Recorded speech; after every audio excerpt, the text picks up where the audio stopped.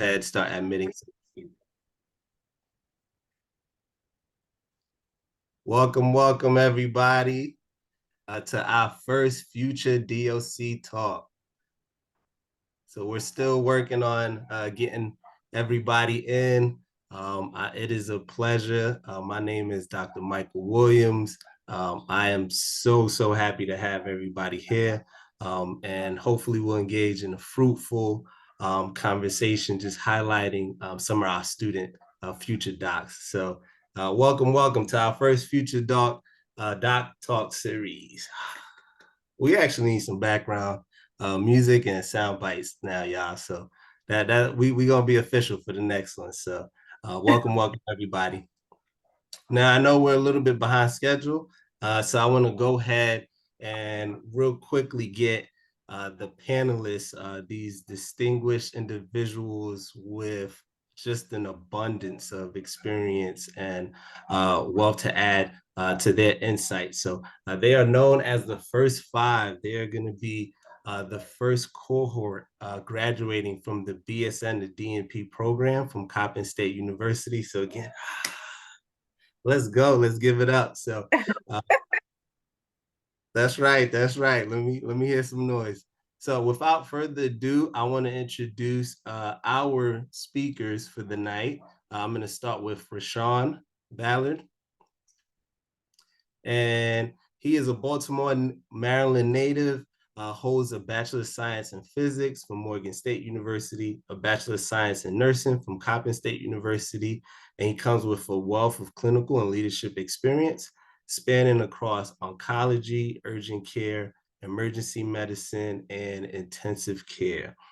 He is a dedicated member of several organizations, including DNP's of Color, AANP, ANA, and the Maryland Nurses Association. So his goal and his research endeavors and some of the things he focused on is on African American male primary care seeking behaviors and aiming to address disparities and improve healthcare outcomes within that population. So welcome. I thank you for being with us tonight. Next, we have Angela Cooper. Angela Cooper has a diverse professional career. She holds a BA in psychology and an MBA from the University of Maryland and a BSN from Coppin State University. Her diverse academic background provides a unique managerial and clinical perspective into nursing. So with over 15 years of experience focusing on quality-driven and equitable healthcare services to the greater Baltimore region. She focuses on critical care, neuroscience, population health, and DEI initiatives, hoping to serve the most vulnerable populations in our community. So thank you. Now we have Cheretta Gibson, another, y'all, if y'all don't realize, everybody is a Baltimore native. So we got to shout out to Baltimore, Maryland tonight. So they holding it down. So Cheretta Gibson, she has over 25 years in the medical field. Her healthcare experience includes CNA, nurse tech, PT tech. She completed her RN to BSN program at Coppin State University in 2015, and her specialty areas of practice have been inpatient hospice, med-surg, outpatient dialysis, school health, adjunct clinical instructor, and urgent care. She's also certified case manager, delegating nurse for school health and juvenile services. Her scholarly project is titled The Exploration of Non-Adherence in Hemodialysis in African American Men. Next, we have Robyn, another native of Baltimore, Maryland, eldest of four children.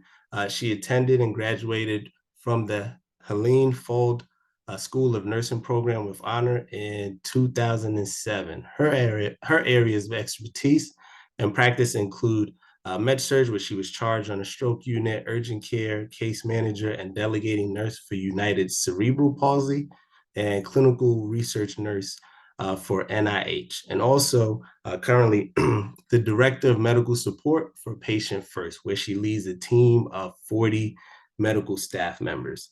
She has a saying, the saying, blossom where you are, has had a profound impact on her life and is one of the motivating factors that allows her to evolve as a nursing professional. And last, we have Tiffiny Sumpter. Give it up, give it up. Another Baltimore native with over 2 decades of healthcare experience. She initially started as an LPN specializing in gerontology and progressed to obtaining her BSN from Coppin State University in 2018. Tiffiny is dedicated to caring for individuals in underserved communities, and her contributions extend outside of clinical practice. She participated in collaborative efforts regarding the Lewis Hall Stroke Prevention Committee and has received recognition through awards such as a prestigious Mary Mahoney Award for promoting diversity and inclusion within the nursing profession. Her DNP scholarly project focuses on safeguarding seniors who are at risk for falls by integrating innovative technological solutions such as video monitoring into long care settings. So I just want to give it up for these 5 individuals. I think you notice a theme here. They're from Baltimore, and they come with just a wealth of experience already. And my message to students is just, y'all already have so much leadership in y'all. And I hope that the student, our future doc series can help empower that. So tonight, moving into just real briefly some of our objectives, which are going to be just identifying hopefully 2 effective ways to develop your leadership skills and listening to their stories. Educators who are present as well may consider new approaches to teaching. And then lastly, just again, increasing the number of DNP students who want to leverage and use their voice. This is your platform. This is your space. We would love to have y'all just go ahead and give us the insights that you all possess. So now getting into the conversation, I would like to just start off with our first question. And really it's why the DNP, right? And I just want to acknowledge too, all 5 of our panelists are part of the BSN to DNP program at Coppin State. So first question is why? And I'll start off with you, Rashaan. Okay, good afternoon, everybody, and thank you for the introduction, Dr. Williams. So for me, I always wanted to be a provider, and for me, in medical school, because I was non-traditional, wasn't necessarily my pathway. But nursing, I always admired and saw it as a pathway that was possible. So looking at the nursing track, I was able to work and also go to school at the same time because I was non-traditional. And as I went through nursing school and I finished, I knew that I wanted to go into graduate school. And so when Coppin introduced the BSN to DNP program, I knew that that program, was right for me because I knew that the direction was going in making the DNP the entryway for nurse practitioners. So I wanted to go ahead and get it all done at one time. And it was also my lifelong dream to teach. And so it just was the perfect avenue to go through. Excellent, excellent. Thank you for sharing. Angela, I'm going to have you go next. Sure. Thank you again for the introduction. So I'd say that similar to Dr. I'm sorry, I'm speaking into existence because we're almost there, but similar to Mr. Ballard, I also wanted to be a provider at a young age. I wanted to actually specify in forensic science. However, life happened and it kind of led me in a different direction where I was more focused on the business side of healthcare and looking at data analytics. However, in that process, I kind of realized like I'm analyzing data that doesn't quite make sense to me as far as from a healthcare provider perspective. And so I kind of switched tracks and went into the nursing field. With that, I went to Coppin State University, and they had this amazing opportunity after going through their BSN program to apply for the BSN to DNP program. So it was the opportunity I could not possibly pass up on. And so here we are 3 years later, and just kind of making it happen. Excellent, excellent. Thank you. And Robyn, I'll have you go next. Yes, thank you very much, Dr. Williams, for your introduction as well, and also for your patience with my technical difficulties. I actually, when you mentioned with the phrase that I've been living by, blossom where you are, in my current position, have the opportunity to move from where I am to become a provider. And so I thought about where I had reached in my point in my career, and I just try to do my best everywhere I am. So no matter what stage, what level I am, I just give it my best. And I think I've reached a point where I was, I was doing everything pretty well. And, I said, well, what's the next step? I said, well, where in nursing can I go? Nursing is such a broad field. And it has so many amazing opportunities. And as soon to be Dr. Cooper said about the opportunity that Coppin had, once that came up, I said this was just a natural next step for me. And I just love nursing, and so I'll always be doing it the rest of my life. Thank you, thank you. And I love that saying, blossom where you are. That's so important to us. And Cheretta, you can go ahead and share with us.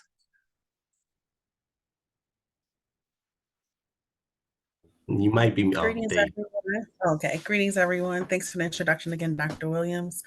So mine was a little different. I was introduced to the program by a friend. I encouraged her to do it, and then she decided that she wasn't going to do it. So that was my pathway in. And I was like, well, I'm just gonna go ahead and take this opportunity because I wanted to get a master's in education, not even knowing that I would be able to get, pursuing a doctorate as well as the FNP track. So this was a great opportunity for me to continue to stay in education. That's what I really want to do, is my passion, but also provide for the community. So that's been the biggest thing for me. That's why I wanted to do it. Excellent, great. And we're gonna round off with Tiffiny. Thank you for the introduction, Dr. Williams. For me, it's I knew that DNP would open so many doors for me, just becoming a doctorate and putting me in those rooms that I would once wanted to be in and hope to be in. Also, it helped me think about different ways that I can as far as clinical practice and education, research, and policy. So it just, I'm always looking to become the expert in whatever it is that I want to do. And as you mentioned before, my background is gerontology, and I definitely wanted to expand on that. So that was my, that here I am now, so. Excellent, excellent. Thank you all for sharing. I think it's important for us to analyze that why, right? Because really, through all forms of nursing, there are a lot of challenges and barriers. So that why is part of, I think, of what drives us, and which leads into our next question. From your perspective, what are, as a DNP student, what are some of those gaps and challenges that you experienced through the program? And I'll start with Cheretta first.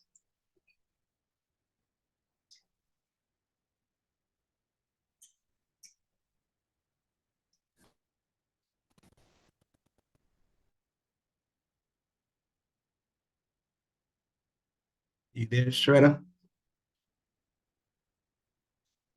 Looks like she froze a little. So I am going to pass it on to Angela, if you don't mind just sharing some of that from the student perspective and looking at the landscape of just nursing students in general. Yeah, no pressure. Absolutely, Dr. Williams, no pressure at all. I'd say some of the challenges that have been experienced throughout this program is finding preceptors. That was a big challenge for many of us in this program, because what we see nowadays is that, okay, we have providers that are willing to take on students, but it's with a fee associated with it. And so as a student, we also experience financial difficulties. We're trying to pay for, our regular life, also paying for tuition. And so I feel like I can share this sentiment with everybody else. Funds are tight, and you have to figure out what resources are available to you. And so to resolve this issue, what we had to do was utilize the network system that we had in place that was provided on a personal level as well as through our school, and really utilize those relationships, and so that way we can get the training that's needed and required for the program, and also to continue on to build on those relationships and that network. For example, you know, that personal relationship and just build on that. We actually one of our students, soon to be Dr. Sumpter, presented an opportunity associated with the Docs of Color, right? And so we had this amazing opportunity to attend the conference for the first time last year. And in that room, there were so many people who were warm and welcoming, and also provided a visual of what people like us, that look like us, could achieve. And so that was the inspiration. So again, I would say preceptorship and also networking was the biggest challenge. But again, if you use your resources, it's definitely something that could be overcome. Yeah, yeah. And thank you for that, because you actually did a 2-for-1. You answered the next question. So I think to the next speaker, you can kind of speak to the challenges and then maybe how you navigated that. And I'll go to Robyn next. Yeah, I'm just going to piggyback. The financial piece can be challenging, but what educators can do and people who have experience can do is, put the word out as far as opportunities. I know, it was some of our faculty that was able to say, hey, here's this scholarship opportunity, for you to become a HBCU Cares Ambassador was one of the programs that offered it. And other, programs that are out there. It's helpful when the faculty can, share that information. And one of the other challenges, and then I'll just tie that into the next question as well, for I think students, is the time management. DNP programs are rigorous. And they require a lot of time. It is not something for the faint of heart. You will definitely experience a robust program no matter where you go. So the time management piece is difficult. However, you make a way, you find a way. You actually, one of the great things about this group that I love is I'm very introverted. Believe it or not, I'm very introverted. So, to have somebody like soon to be Dr. Sumpter, in the mix and say, hey, let's exchange numbers, and we're talking to each other. And like soon to be Dr. Cooper said, that networking, I don't know where I would have been without this group. Just the camaraderie, just the communication. I think that's important. And even in the time management, that ties into it as well. So that has been very helpful. So, those are the points that I think are important. Excellent, excellent. Thank you for that. And you mentioned soon to be Dr. Tiffiny Sumpter. Please, you go ahead and share. I think for me is like balance, right? And so everyone, we're all unique in what we do. And so for me at that time that I actually joined the program, I was a director of nursing. And I think prioritizing is going to be the word for this theme right now, is because I had to make a decision, and it was tough, whether I wanted to continue being a director of nursing, because I was a new director of nursing. And that, I guess that's like the top thing that you want to do when you have your RN and you want to be a director of nursing. That's like the top job, right? And so when I got, I was in that position for 2 years, and it was like, you want to leave your job, and it's like, but I want to do more, because like I said before, it's all the more for me. And so I had to make the decision, do the program that I just got accepted to, or continue to be a director of nursing. I couldn't do both. So I had to prioritize, and I did have to walk away from that position. But that, again, that's something that you have to make a big decision. Excellent, excellent. Those are some real good points. Rashaan, we'll have you go share. I'm going to come from another perspective of some gaps, some challenges. And one thing for me is representation. And so my first time ever seeing a male DNP was actually at the DNP's of Color conference. That was my first time ever meeting one or seeing one. And so that representation means a lot. And so even as a nurse, I know that my African-American male patients, when they see me walk into the room, I mean, it's just a different type of vibe that I get from them, and they really appreciate having that. And so as an African-American male student, being in this program, and it's just the culture of nursing, period. Just having that person to look to that say, you look like me, what have your experiences been? And to draw from that really means a lot. And so even going into that, I mean, to the next question also, one of the things to kind of jump ahead with that is also to join like professional organizations and reach out, because you can't do it alone, and you need an army. And my first five, we are an army. We're together, and we work together really well. And so even if you don't have that representation there, go out and seek it and find it. Look for mentors, look for people who look like you, that will give you that direction and guidance that you need. Excellent, excellent. Thank you. And we all vibe, everybody. DOC, any student, DNP student of color, you are a vibe and you got a place. So I like that. Cheretta, we're going to go ahead and have you finish off. So self-care and mental health is important. So balancing the demands of the rigorous academic program along with your personal and your family responsibilities can take a toll. So having the time to step away from your job and step away from family responsibilities and just put time into yourself. I do have a nickname with our group, but I'm not going to share. They call me self-care because I will take a break in a minute, but it's necessary because you can't keep going and going. You have to stop and, even if that's me taking a nice hot shower, taking a walk in a park, something that's going to, take your mind off of everything else that's going on. Because unfortunately, being in a rigorous program, that does not mean that life is not going to still be life. And so you have to have a balance between that. And sometimes you may have to seek mental health professionals or counsel someone to, hey, I'm going through this. This is a lot. What should I do? Get advice for them. So mental health, balancing that with self-care, as well as still being in academia can be a lot, but it's doable. Can I add on to that? I just wanted to say we utilize each other as our therapists throughout the entire program. So when there are days where like we can't do it, it's all right, let's congregate together, let's go out for, some togetherness and let's get through it. I think that we all have experienced days, multiple weeks throughout the entire program where we just said, you know what, I don't have it in me. So I think it's like just like Ms. Gibson said, it is very important to make sure that you keep your mental completely healthy, just like your rest of your physical as well. Yeah. And now you all are in the trenches in the last bit of that race, right? And I kind of just kind of on a tangent.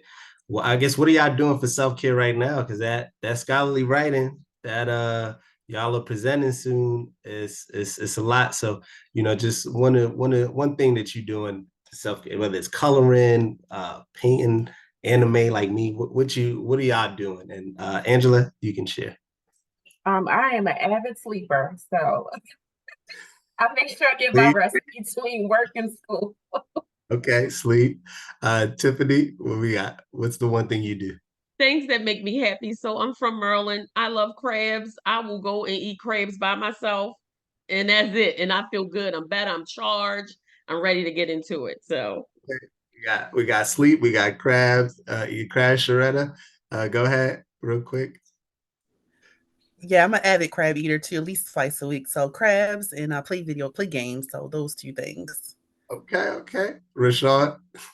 So I love to cook and I love family. So every Sunday I have family day and everybody comes over for dinner on Sundays. All right, so we know where to get food at, right? When we feeling down, it's Rashawn's house. Robyn, go ahead. Yes, I do play my little solitaire or Candy Crush on the phone, but my biggest self-care is the word no, and just being able to limit and set boundaries so that I can focus on my project.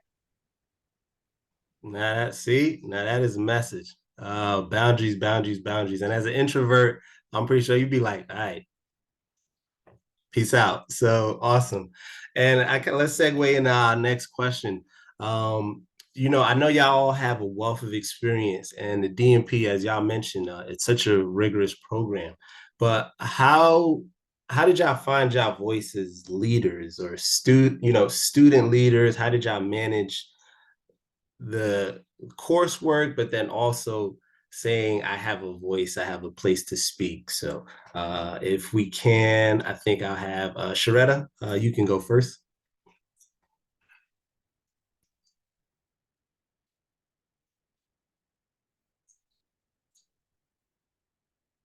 You would. Oh, okay.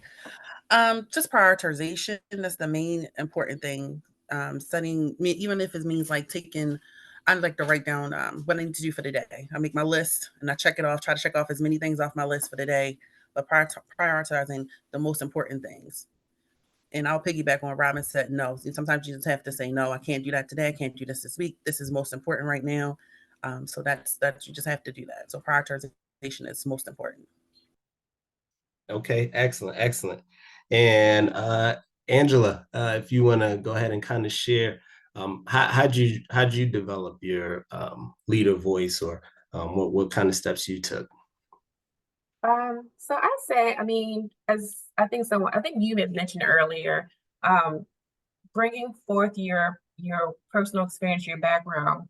I also am in leadership at work, and so making sure that I can pull those soft skills and also those healthcare skills from where I actually work into the academic setting. Also, utilizing my network also. Making sure that I can communicate effectively what seems possible realistically with my advisor, and then also coming up with a game plan and compromising. I think that we have a very supportive team member of faculty at school, and so they understand the work-life balance of an adult learner, and so being able to communicate, what is realistic with your personal life going on. So, yeah. Excellent. Thank you for sharing. And Rashaan, go ahead and kind of give us your perspective on that. So I also hold a leadership position at my job as well. So the DMP program has helped to accentuate and refine my leadership skills in a lot of ways. And my biggest thing is time management and my calendar. I live by my calendar. I can't do anything without it. So I tell people all the time, if it's not on my calendar, I won't be there. So that's a big thing for me. The other thing is some years ago, Shonda Rhimes had the Year of Yes. And so I, in this program, have incorporated that whole Year of Yes thing. And so if you ask me to do anything, I'm saying yes to it, no matter how much it scares me or anything like that. And so when it comes to being a leader, just not being afraid of challenges is something big for me also. Excellent, excellent. And I want to say, in regards to this this question, Tiffiny, I think you are gonna round it out with that. Okay. I think my colleague said it before, soon to be Dr. Angela Cooper, is that communicating with your advisors, right? Letting them know what's going on. I'm glad that I attend a HBCU and that we have like that not open door, but you have somebody there to talk to and let them know what your issues are, and then they can actually add give advice on how to navigate those things, because it's not new. The people have gone through it before. And so also what soon to be Dr. Ballard said is creating a schedule, right? Just planning it out, make it make sense. When you put it in writing, does it make sense? Can I do it? Right. And so just organization. Excellent, excellent. And to some of the students who are watching, I think, acknowledging you all have had each other to lean on and this experience. But I did want to ask for, kind of for the student who is kind of in social isolation, maybe not have those other students around. What do you think something you may recommend to them? Because I know Rashaan mentioned you know, the first time I saw so many DMPs of color was at conference. So maybe sharing or speaking to what conference was for you, because somebody may be an introvert and like, nah, I don't want to go to conference, but maybe sharing that experience, what you experienced there that you think would be good to know, insightful. So I guess Rashaan, you could start with that one. So definitely one of the things, I mean, and I'm going to use DMP's color because, I mean, you just mentioned it, is that going somewhere where you feel welcomed. I mean, and being in a space where people are going to bring you in and mentor you and take you in and show you the ropes. I think that's super important to have that guidance. And also to, one of the biggest pieces of advice I got in my career when I first started nursing was to make it your own. And so if you sit down, you make a goal and you say, this is what I want to do, go into that room and find out who's doing what I want to do and find them and talk to them and make it your own and go forward and get to the stars. Excellent. Cheretta, do you want to add anything there? I would say I had a phenomenal time at the convention. And just we had a little table in the back, but just sitting and looking across the room, meeting Miss Virginia Allen, you know, like you just see the legacy and the pathway that people that came before you paid for you to be able to be in that room. It's a safe space. Is a space that I can identify with people that look like me, and I can understand their and appreciate, you know, their knowledge, as well as see the challenges that they had to go through and the challenges that I may face, you know, once I finish as a DMP, you know, going into corporate America, going into education, those challenges that may come, but just, it was phenomenal. Everyone was welcoming. The networking was, I mean, impeccable. I mean, I've kept close relationships with a lot of different people. So, you know, it's just, you know, it was breathtaking, to say the least. And thank you. And Robyn, what about you?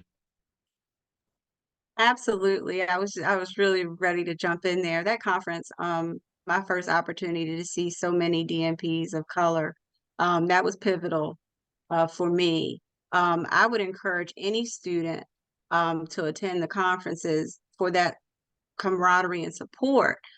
And it brings a visualization that you may not have once you leave there and you go to your place of employment or you go to wherever you're going to school, and you may not see as many faces that look like you. I definitely appreciated that conference. And then we had a great time. I mean, you know, even for me, I danced, I had a great time. It was really fun. And then you meet people, you talk to people, and you realize there are people who are in your boat. You know, they're doing the same thing you're doing, and you share this connection.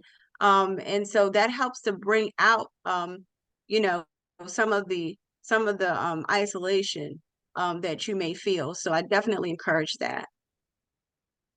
Excellent, excellent. And before I go to Angela, I just want to piggyback myself and say, you know, find that space. It does not have to be DMPs of color. Of course, if it is us, we welcome you with open arms, but we are not the only space. And, you know, I would be remiss to say that I want you to just limit, right, yourself in that, but I want you to evolve as a professional. And we do. DMPs of color want you to evolve as professionals. So make it be with us, make it be with whatever other space you need to as well, because we are all dynamic individuals. So we can't just be one thing. So Angela? I like to just kind of add on to Ms. Gibson. Not only was it a safe space, but it was also a powerful space. It was so many people that that represented where we could be, what change we can have, an impact we can have on society and healthcare in general, overall, and also within the African American population. As all of my other colleagues said, it was a very, very nice event. It was amazing, and I plan on going into it for the next years to come. But I also wanted to make sure that we identified that moment in the conference for the DMPs of color was like the moment was just like, okay, Angela, you chose good, you chose right. this is getting you somewhere. That was one of the one of the few moments in life where I was just like, okay, you chose the right track. I'll also say that recently, this past weekend, we went to an event at celebrating women in color in the health spectrum that identified Coppin and went over the history of Coppin State and the School of Helen School of Nursing, and it showed the pathway that was paved for us to actually get here. So just knowing our history, knowing where we came from and where we are to come from, where we're heading. I'm sorry.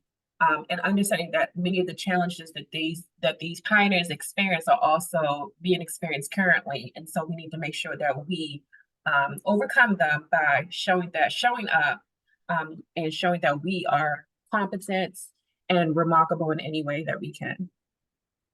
Yes, love it, love it.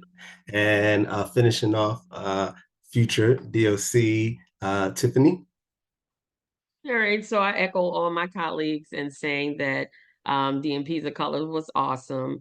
I had just had a real personal experience that when you talk about mentorship and finding mentorship, I was able to utilize one of my mentors as an expert within my project. So that was really big for me, and having not been a part of a member of DOC, I would not have had the opportunity.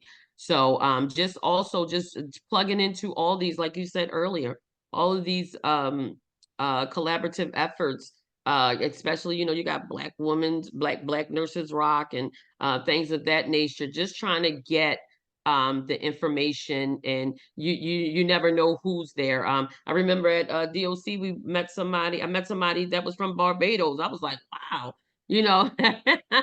although her project, it wasn't relevant to mine, but definitely relevant to somebody else. So absolutely, yes, collaboration. Awesome, awesome. And within that vein, I'll just move to one of our last questions. And really, just looking at the landscape of being a student, what do you think mentors, educators, people who are there can do to empower students, or like just create this environment where they can speak freely or grow as students? And I'll start off with Tiffiny first. So like I said before, we were in a HBCU, so seeing persons that looked like you was what we weren't short of. But I will say, for other communities and other colleges that have these programs, these DMP programs, I think they should make an investment for diversity. Definitely having people, because you don't know who's going to come in your program, and so you definitely having those persons that look like me that that I can see, because sometimes you can't be what you can't see. So.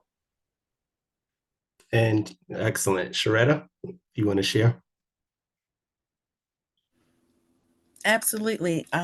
Being a clinical instructor for 4 years at a community college, I work with a lot of people that look like me, but being on the other side as a student, it's important for your students to know that you're invested in their education. You're not just showing up for a job, because as a student, we can see it. It shows. We know when you're vested, we know when you're not. But creating that safe space for them to express how they feel without judgment, being able to take constructive criticism, because sometimes the students may be able to provide valuable information. Even though you've been doing it for a long time, they still may be able to provide valuable information, because we're still current in current in different, organizations, or still current in practice that, maybe some people may be a little bit far removed from. But just creating that safe space, eliminating those barriers that might be systemic barriers there, and definitely having advocacy skills, being able to speak up for yourself, and advocate for yourself. Excellent. Angela, if you want to go ahead. I don't have too much to offer with this question, because my colleagues just made great points. But again, seems to be Dr. Gibson, definitely making sure that you're invested in your students, just as employers can show that they're invested in their employees, it's important to have their faculty invested in their students as well. Being able to speak and communicate what you need, because if you don't speak up, there's no way that they're going to be able to accommodate your request or, take into consideration what you might have going on personally. And so it's very important to make sure that we communicate in order to have that safe space, and then also professors to show that they are invested. And that's one thing I can definitely say that I've experienced in this 3-year journey, that we have faculty that were completely 100% invested in our growth and our success. And so that's why we're all here now. Excellent. Rashaan? So in this, I want to kind of do like a call to action, because I think it's super important for all of us and anyone who's able to mentor, to reach out and take those that you see coming up under your wing and to be available to teach, because there are so many people out here looking for jobs and they're looking for opportunities, and without someone to show it to them, it's difficult. And so be open to having that person come in and showing them the ropes. And that's one of the things that I actually really appreciate about DMPs of Color. Since I've joined this organization or even come in contact with it, I can easily reach out to Dr. McCamey or Dr. Williams, and they respond back and they are able to be there. So just be open and be willing to take people to the next level and give what you've been given. Excellent. And Robyn? Yes, I definitely agree with my colleagues. Being able to be there for the next generation is important. And I do want to add, having flexibility. We are still a group that suffers from social determinants of health and different challenges that we have. But when you're in a position to lead and you're in a position to give, and to help others up with a hand up, it's definitely important to be flexible and understand their circumstances. And I've been privileged to go to a place that has that type of flexibility, allow us to succeed. So I just encourage everyone to continue to do that.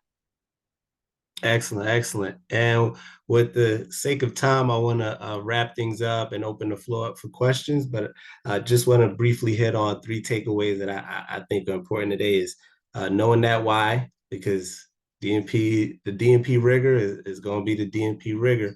So with that is knowing you can't escape it, right? But having self-care, like Cheretta said, and knowing just, how to revitalize yourself through this whole process.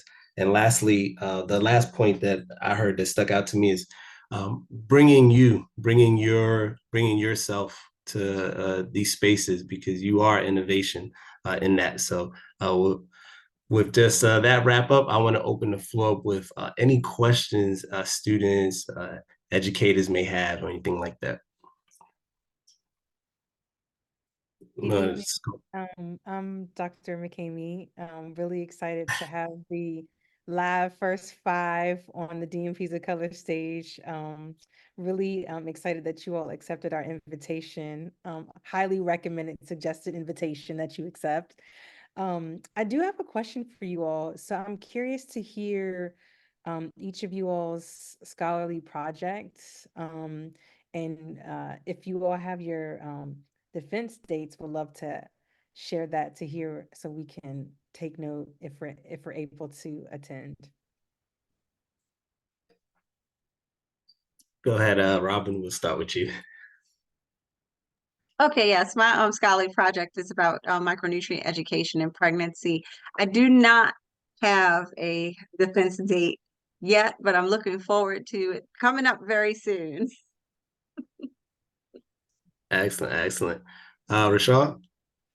So my scholarly project is about motivators for African American male primary care seeking behaviors. It's the grounded theory study, and my defense is on Friday at 10 a.m.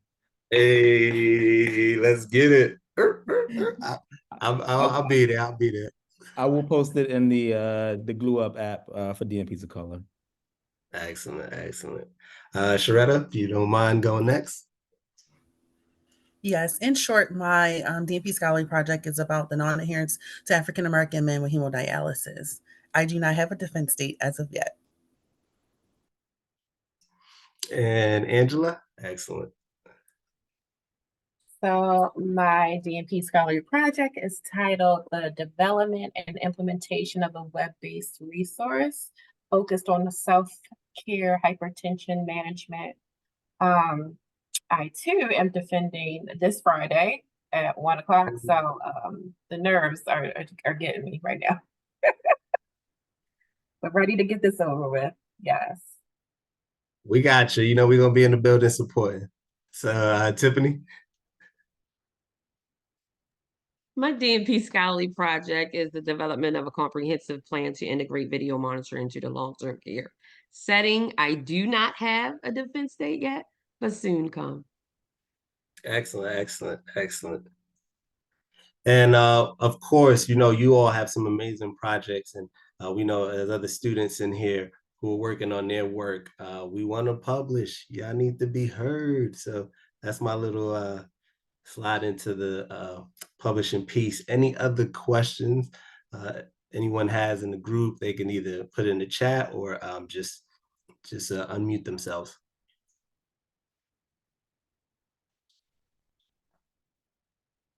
Well, I have a question. Okay, go ahead, Tia. Is that correct? Yes. Okay. I started a psych DNP program last semester, and I had to take a break because I didn't realize like graduate school was so expensive. So I'm like kind of trying to find a job that will really work with school. That's been very, very hard. So I want to ask the soon-to-be DNPs, like, how did y'all do that first year? I know because 3 years is a long time, and how did you stick with it? Like without like, because life do be hit. Sometimes I'm just like, whoo, like why this had to happen when the minute I started school. So like what obstacles did y'all have? Like maybe like that first semester, the first 2 semesters, like what kept you going? And y'all can answer. I can answer. As my colleague said before, we stick together. Like we, you know, every one of us had our experience or our moment where we feel like we're not supposed to be here. You know, that imposter syndrome, and just venting to each other and encouraging each other. Sometimes we wanted to quit every week, but we wouldn't let each other do it. So You said every week, huh? every week. Because every week an assignment is due. Exactly. I think we took Yeah, that's true. turns. We took Yes. turns, so it would be me one week, and then maybe Angie or Retta the next week. You know, it just rotated. But yeah, it's definitely a common feeling. I admire what Tiffany did to be able to step down from her director position and take on her jobs, multiple different jobs to try to, you know, keep up her income and still be able to meet the requirements of the program. That took a very that was a very big decision to make, and I'm actually admiring that. Yeah. Excellent, excellent answers. And I just wanted to add on real quickly. You know, Tia, if the network is not in your immediate space, sometimes you have to go out of that nursing I like network. I'll still carry full load of credits. You just have to work. Oh, all right, gotcha. But Tia, as I was saying, sometimes you have to go out of that nursing network to find those people and those things that'll kind of help you to continue pushing on through. So, and then in the sake of timing too, I just want to make some quick announcements and upcoming things so y'all are staying tapped in with us.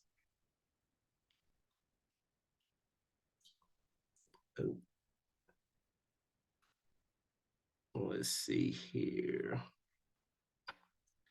And anyone who's DNP, anyone who is graduating, any DNP students you know, whether they are a member or non-member, please join us at our virtual graduation, June 22nd, 11 a.m. so we can highlight you. This is not a members only event. This is for everyone who's doing some work, because we know how hard these programs are, and we want you to be celebrated and highlighted. of course, the upcoming conference, we spoke about how transformational it was for these panelists to attend. So I implore you to attend and go ahead and engage with all the network that is DMPs of color. So coming up too, as we speak about our projects, right? We want to publish. We want y'all to publish and share your work because it has a space here. So we're working on opening up the My DMP manuscript mentorship program. Those who are educators and already published, we need your expertise. Those students who are interested in sharing your work, please consider joining. We have our Fleece fundraiser as well. That's to help to provide some scholarship funds. As we talked about, finances is one of those barriers to completion. And then we have our abstracts. Anyone who is interested in presenting, please submit for conference. Our Marketplace and Speakers Bureau, these type of places, students, again, we want you to use your voice, but not only that, educators, people with expertise and experience in the field. This is where we need you so we can leverage some of the insights that you have properly. And then for our upcoming conference, we have the sneaker gala, and we have our custom Air Force Ones with limited run. They'll go through till, I believe, June 21st. And these are just representing the brand and speaking on just how we leverage sneakers in our practices. So all those links are in the chat. And I want to say, yep, membership is open for everyone. Please share. They do not have to be DMPs. They do not have to be in nursing because innovation happens from every and any place, as we know. So please share that with everyone. So, and with that being said, follow us if you are not. DMPs of Color. We're on Instagram, LinkedIn, Facebook, on the website. So we are everywhere. DMPs of Color are everywhere. And last, I want to say that is it. Thank you for being with us. It is a pleasure. My name is Dr. Michael Williams. Thank you for the panelists, the first 5 cohort. I wish you all nothing but the best in your career. And to all those future DLC students out there, please tap in, get with us. And I think I'm only one minute over. So I thank you, everyone. Have a good night. And I would just say the board members, please stay on after. So thank you.